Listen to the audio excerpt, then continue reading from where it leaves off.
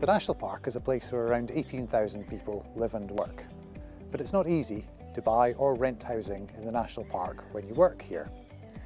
Because the economy relies so heavily on tourism and land management, wages are relatively low.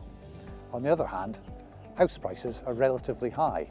If a house could be rented for £500 a month to a household working in the National Park, then the chances are it could be rented for £500 a week or more as holiday accommodation. Slowly, more of the housing in the National Park is going out of reach of the households who work here. This is a big issue. Obviously, the National Park needs holiday accommodation and visitors because they drive its economy. But at the same time, the National Park needs housing that is affordable and accessible to the households who work here. Over the last 10 years or so, around 300 affordable homes have been built across the National Park. Many more will be needed in future.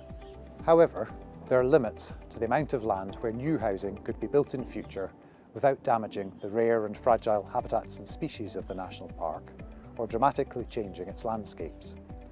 Although those limits are far away just now, it's important that as much new housing as possible is targeted at the households who live and work here, and that it isn't simply bought as second, holiday or retirement homes.